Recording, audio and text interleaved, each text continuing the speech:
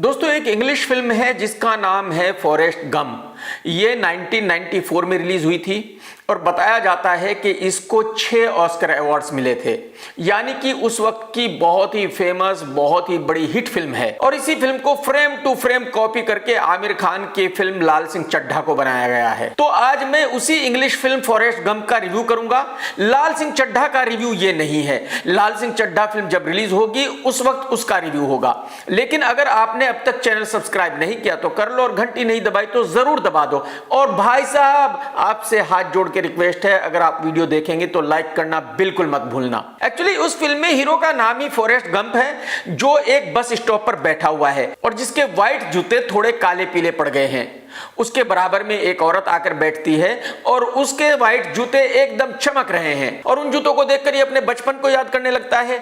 और आगे की पूरी फिल्म यही है कि ये एक के बाद एक अपनी पूरी लाइफ जर्नी को याद करता जा रहा है। तो ये छोटा बच्चा और इसकी माँ इसको एक डॉक्टर के पास लेकर जाती है। वो डॉक्टर कहता है कि इसकी रीढ़ की हड्डी सीधी नहीं है, इसलिए जिंदगी में कभी भी नॉर्मल तरीके से चल नहीं पाएगा। डॉक्टर इसको कुछ अजीब किस्म के जूते पहना देता है जिसमें लोहे की रॉड्स लगी है। इसके बाद माँ इसको एक स्कूल में लेकर जाती है और स्कूल का हेडमास्टर कहता है कि देखो भाई, कुछ बच्चे बहुत ही ज्यादा इंटेलिजेंट होते हैं, कुछ नॉर्मल होते हैं और कुछ बुद्धू होते हैं और कुछ बहुत ज्यादा बुद्धू होते हैं, और बस ये आपका बच्चा उन्हीं में से एक है। इसका एडमिशन हमारे स्कूल में नहीं हो सकता।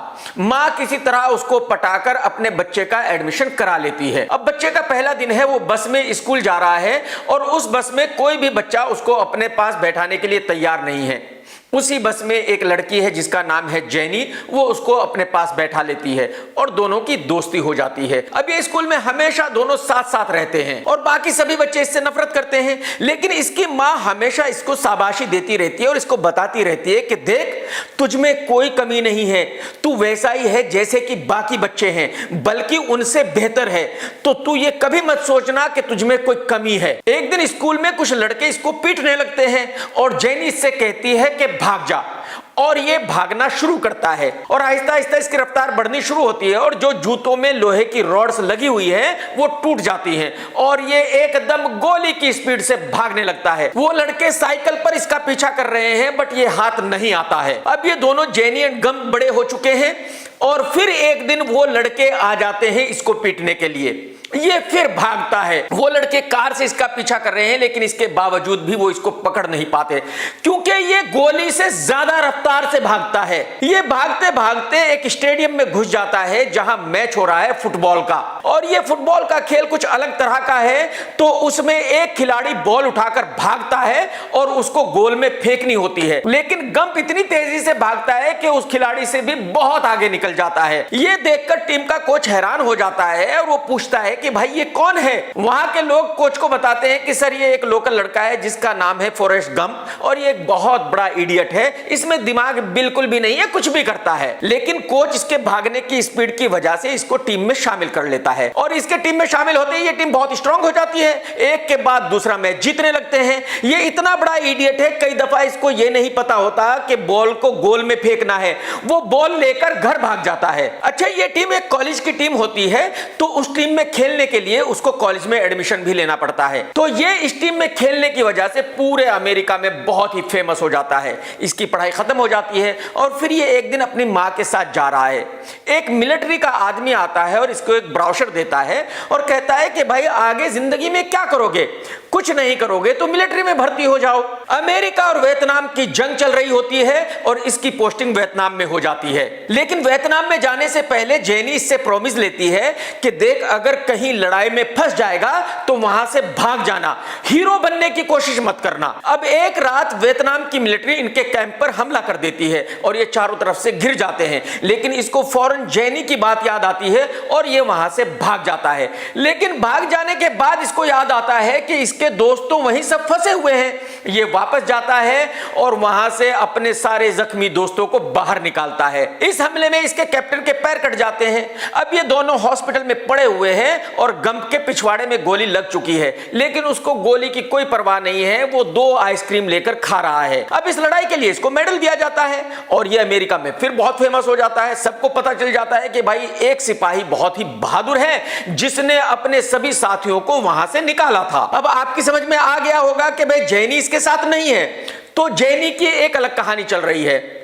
वो जो है मॉडल बन चुकी है, धंधा करने लगी है, ड्रग्स लेने लगी है, हिप्पी बन गई है। ये उससे मिलता है और कहता है कि तू ये सारे काम छोड़ दे और तू मेरे साथ रह, लेकिन वो कहती है कि नहीं, मैं तुम्हारे साथ नहीं रह सकती। फिर कोई एक गाड़ी लेकर आता है, वो फिर किसी के साथ चली जाती है, ये फिर खड़ा रह जाता है। अब इसको वापस मिलिट्री में नहीं जाना है, लेकिन एक इसका बहुत ही खास दोस्त था मिलिट्री में जो उसी जंग में मारा गया था। ये उसके गांव चला जाता है और वहां एक बड़ी सी बोट खरीदता है और झींगे पकड़ने लगता है। और जिस कैप्टन के वॉर में पैर कट गए थे, वो भी इसको वहीं जाकर ज्वाइन कर लेता है। ये रोज आना ट्राई करते हैं, लेकिन इनको झींगे नहीं मिलते। फिर एक रात ये झींगे पकड़ने जाते हैं और उस रात तूफान आता है। उस तूफान में सभी की बोट तबाह हो जाती है, बस इन्हीं की एक बोट बच जाती है। और दूसरे दिन ये खूब झींगे पकड़ते हैं, क्योंकि वहां अब कोई झींगे पकड़ने वाला रहा ही नहीं। तो ये उन झींगों को बेचकर बहुत ही अमीर हो जाते हैं। ये एक बहुत बड़ी कंपनी खोल लेते हैं, पूरे अमेरिका में झींगे सप्लाई करने लगते हैं और ये बिलियनर बन जाते हैं। इसको एक दिन अचानक पता चलता है कि इसकी मां बीमार है। ये वहां से भागता है, मां के पास आता है और कुछ दिनों के बाद मां का इंतकाल हो जाता है। अब ये भाई साहब डिसाइड करते हैं कि ये उस गांव वापस नहीं जाएंगे, उस कंपनी को अब नहीं चलाएंगे, और जहां इसकी मां रहती थी ये वहीं रह जाता है और वहीं एक मैदान में घास काटने की नौकरी कर लेता है। अब इसका दोस्त बहुत सारा पैसा एप्पल कंपनी में इन्वेस्ट कर देता है, वही दोस्त जो झींगे बेचने वाली कंपनी को चला रहा है।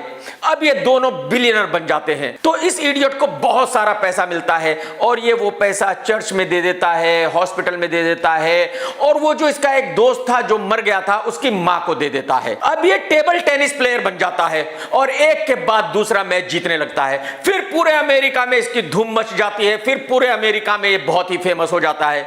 इसको चाइना भी गेम खेलने के लिए भेजा जाता है, वहां भी जीत के आता है। अब एक दिन फिर से जेनी घूमते फिरते इसके पास आ जाती है और रात को इसके साथ ही सोती है। रात को ये उसकी ले लेता है, लेकिन जब सुबह उठता है तो पता चलता है कि जेनी जा चुकी है। अब ये बहुत मायूस हो जाता है और घर से निकलकर ये भागने लगता है और भागते जाता है, इसको नहीं पता कि ये कहां जा रहा है। और 3 साल तक कंटिन्यू भागता रहता है और जहां से भी ये गुजरता है वहां हजारों लोग इसके पीछे भागने लगते हैं।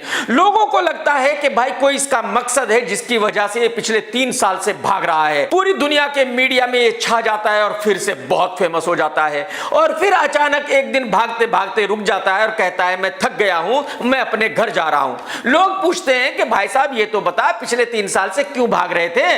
बोला मुझे नहीं पता मैं क्यों भाग रहा था। और अब ये फिर अपने घर वापस आ जाता है और गुमसुम जिंदगी जीने लगता है। फिर अचानक इसे एक दिन जेनी का लेटर मिलता है और वो अपना एक एड्रेस देती है कि मुझे यहां आकर मिल। अब इसने अपनी पूरी जिंदगी याद कर ली है और कहानी वहां आ गई है जहां ये बस स्टॉप पर बैठा हुआ है। ये वो लेटर उस औरत को दिखाता है और कहता है कि ये एड्रेस कहां है। वो बताती है कि इस एड्रेस पर जाने के लिए तुम्हें ट्रेन या बस की जरूरत नहीं है, ये नजदीक ही है, चला जा। ये जेनी के घर पर पहुंच जाता है और जेनी इसको बताती है कि उसका एक बेटा है जिसका नाम गंप है और ये इसी का बेटा है। उस रात जब इसने ली थी वो प्रेग्नेंट हो गई थी और जेनी इसको बताती है कि मुझे एक बहुत ही सीरियस बीमारी है, मैं कुछ ही दिनों की मेहमान हूं। ये कहता है कि तुम मेरे साथ मेरे घर पर चलो, मैं तुम्हारा ख्याल रखूंगा, लेकिन वो नहीं मानती और फिर कुछ दिनों के बाद उसकी मौत हो जाती है। अब इसका जो बेटा है वो भी स्कूल जाने लगता है, लेकिन इसके उलट इसका जो बच्चा है वो बहुत ही ज्यादा इंटेलिजेंट है। और फिल्म यही खत्म होती है। तो इस कहानी से बताने की कोशिश की गई है कि अगर कोई इडियट है तो इसका मतलब ये नहीं कि उसका बच्चा भी इडियट ही होगा। इस फिल्म से बताने की कोशिश की गई है कि देखिए फॉरेस्ट गंप एक इडियट है, लेकिन उसके बावजूद भी वो हर काम में कामयाब रहा। वो जिस फील्ड में भी गया उसमें टॉप पर पहुंचा। वो इसलिए कि उसने उस काम को पूरी लगन के साथ किया, पूरी ईमानदारी के साथ किया। हो सकता सकता है कि 28 साल पहले ये कहानी बहुत ही कमाल की रही हो, उस वक्त ये फिल्म दुनिया को बहुत पसंद आई हो, लेकिन मेरे ख्याल में आज की कहानी ये नहीं है। अगर कोई भी आदमी एक बार बिलियनर बन गया है तो वो साला इडियट ही होगा कि उसको छोड़कर दूसरी जगह जाएगा, फिर दूसरी जगह अपनी जिंदगी शुरू करेगा, फिर फेमस होगा, फिर छोड़कर भाग जाएगा, फिर वहां फेमस होगा, फिर छोड़कर भाग जाएगा। तो ये बुद्धूगिरी आज की तारीख में नहीं चल सकती, ये दुनिया को आज की तारीख में पसंद नहीं आएगी। और इसी फिल्म को फ्रेम टू फ्रेम कॉपी करके आमिर खान की लाल सिंह चड्ढा फिल्म को बनाया गया है। तो मेरा ऐसा मानना है कि इस फिल्म को कुत्ता भी देखने नहीं जाएगा, इस फिल्म का सुपर डुपर फ्लॉप होना तय है। टेक केयर दोस्तों, जय हिंद, वंदे मातरम, सत्यमेव जयते।